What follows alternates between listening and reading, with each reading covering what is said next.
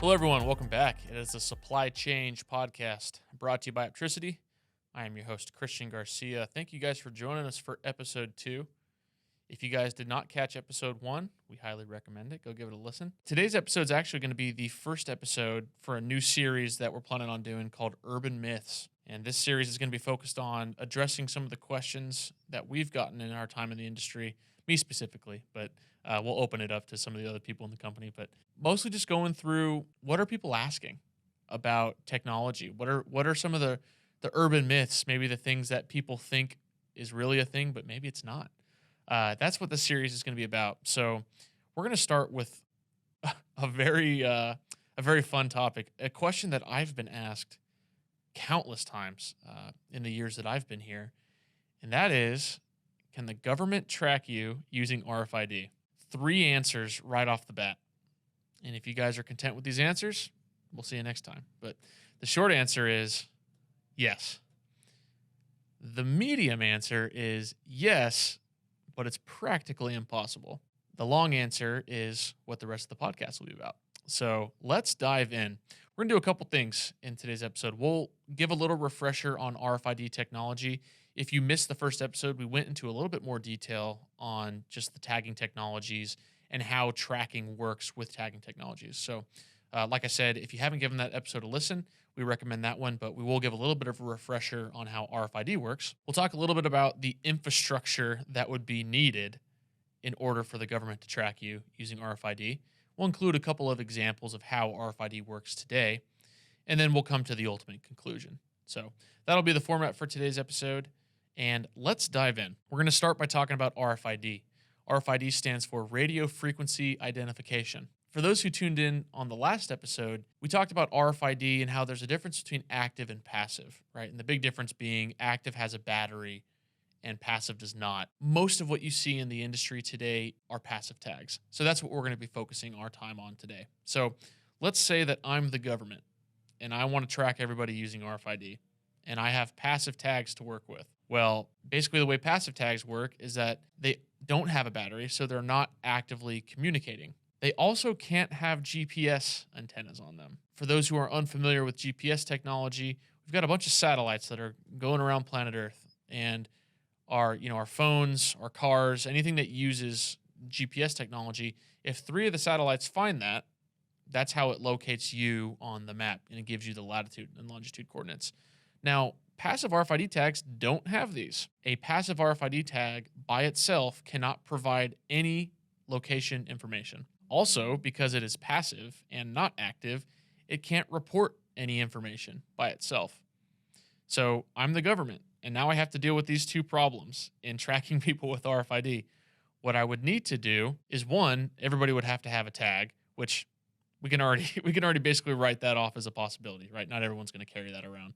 But you'd literally have to carry a tag with you, and you'd have to know what it is. So could the RFID tag be secret? Absolutely not. You would know. And then I would have to have scanners that have GPS antennas built in. So a lot of times in the industry that we work in, we use handheld scanners that are running a version of Android. So it's basically a smart device, but there's a big RFID scanner built into it.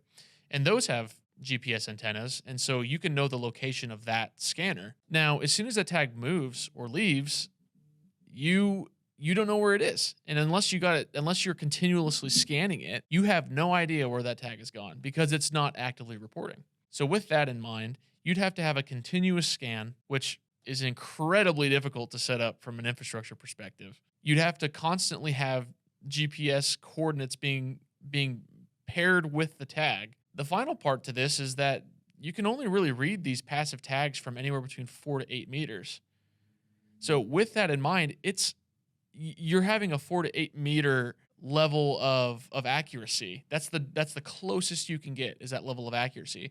And assuming you could set up an infrastructure where all of these scanners or tags or whatever are scanning these tags, how do you know which tag the scanners or what scanner the tag's closest to? It's impossible. It's virtually impossible. I can tell you it is impossible. I've seen this technology in action.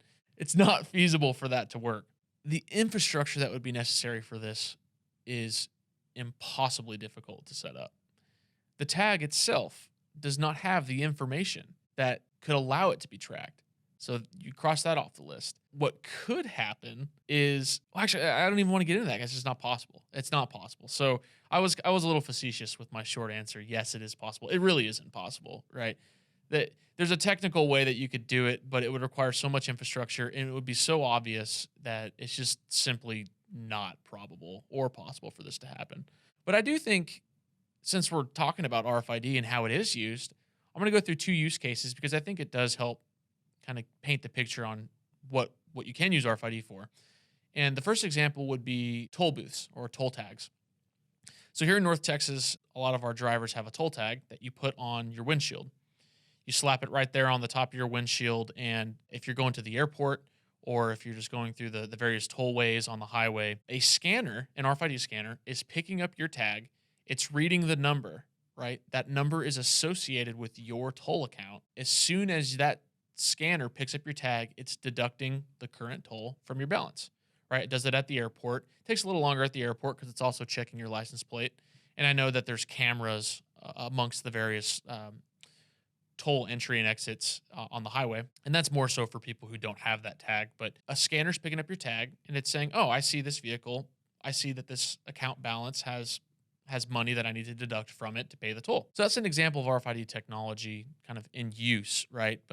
And I guess to an extent you could say, oh, well, Christian's truck was at this toll booth as it was driving through. And if you're on the highway, you might be going 60, 70, 80 miles an hour. Here in Texas, you can go 85, which is pretty cool. And all you would know is that, hey, this guy passed through the toll booth. So that location information may be valuable for a second, 2 seconds. No, certainly no longer than 2 seconds. It's just not a feasible tracking solution for real time. And I think that's the key distinction that really needs to be made is real-time tracking. RFID isn't the way to go because it doesn't have GPS and it doesn't self-report. Those are the two key things that are needed for a real-time tracking solution is it has to self-report and it has to have GPS. The other use case that is pretty common with RFID is theft prevention in things like retail stores. So you have those big bulky tags on a shirt or a bag, and as soon as you go to the front, it starts yelling at you, and it doesn't really do anything besides let you know, hey, you're too close to the scanner. That's been around for a very long time, probably before my time. Those are two examples, but neither of those things really give you location information, right? The toll booth may give you location information that's good for 3 seconds tops. The theft prevention doesn't give you any location information. It just says, I detect something, and it makes a big loud noise, right? To wrap all this up and to bring it into a conclusion, it's not possible for the government to track you using RFID. And I think the funny thing is when I encounter this question, someone asks me this and I say, well, do you have your GPS turned on your phone right now? And yeah, I use it for Google Maps or, Uber or something like that. It's like, well, then you're already sharing your location information. So I don't know why RFID is such a big deal. Even if it's not possible in RFID, you're already doing it on your phone. And like I said, that's how you do real-time tracking is that it has to self-report, which our smartphones have their own battery and they report, and it has to have a GPS antenna, which our smartphones do. That's really how you could accomplish location tracking is through that method, not through RFID. It's not possible through RFID to do that.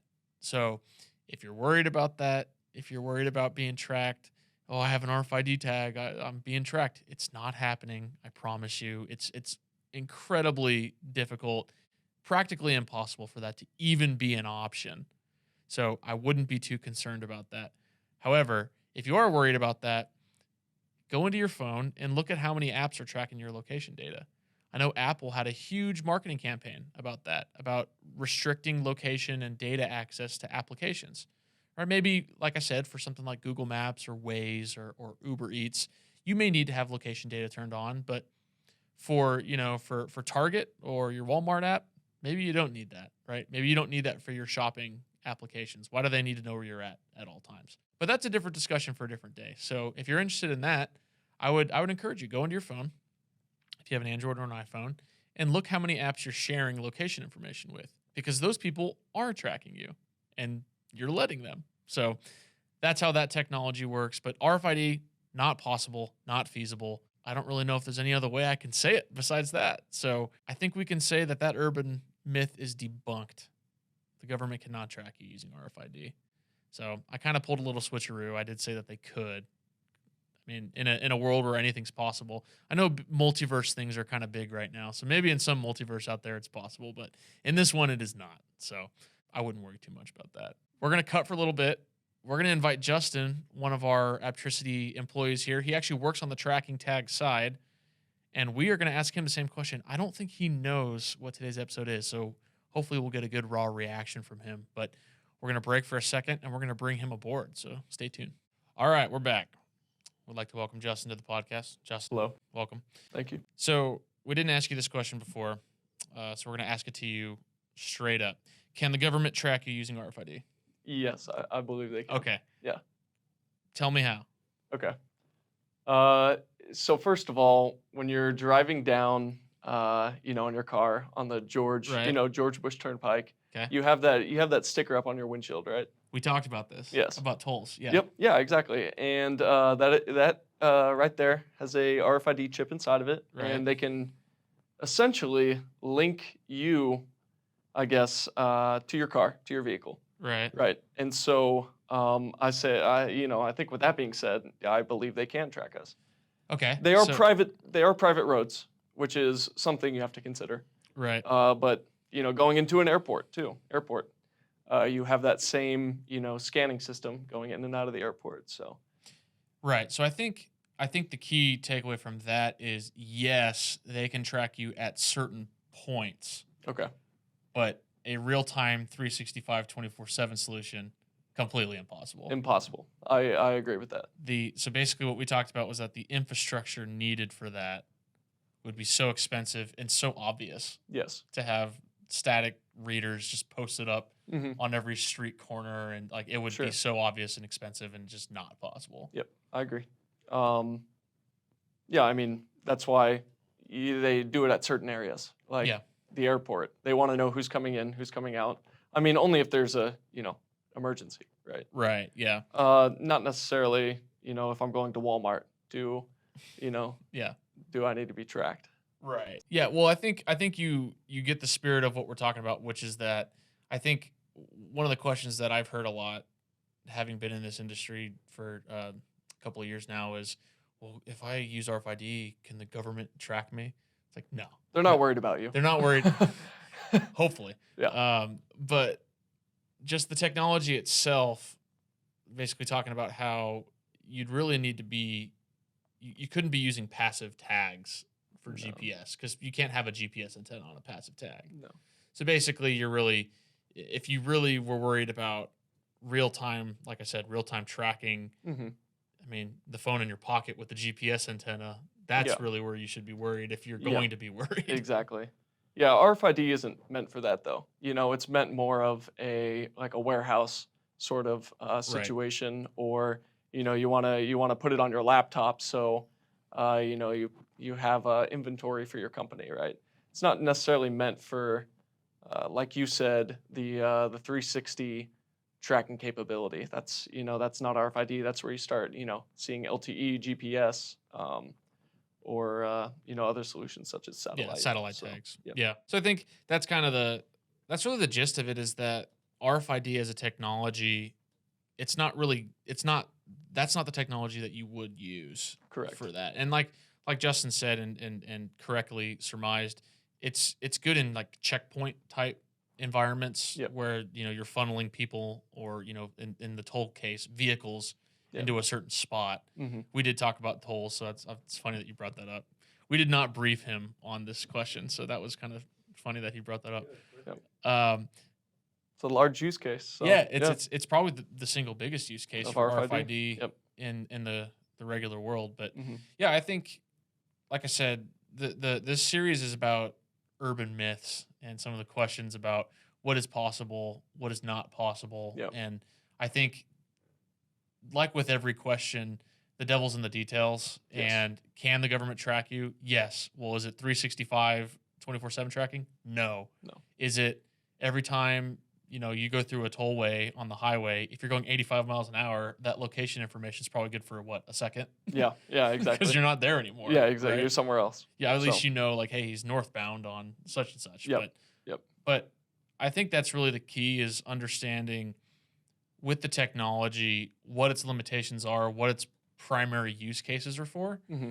and recognizing that RFID is not the best real-time tracking technology. In fact, I wouldn't even call it a real-time tracking technology. No, and like you said, it's a passive technology, and Right. that's what you're going to get from it. Yeah, absolutely. So I think that just about wraps it up. Thank you, Justin, for taking the time to come on. Yeah, thanks for We'll having me. probably have you on here to answer more tag technology questions in Cool. the near future. But to the listener, thank you guys for joining us today. If you like today's episode, please like and subscribe. Give us 5 stars, all the cool stuff that you do for your favorite podcasts. If you have any questions or any topics that you'd like us to cover, you can email us. We'll have that email in the show notes, and we will talk to you again next time. So thank you guys, and peace out. Thank you.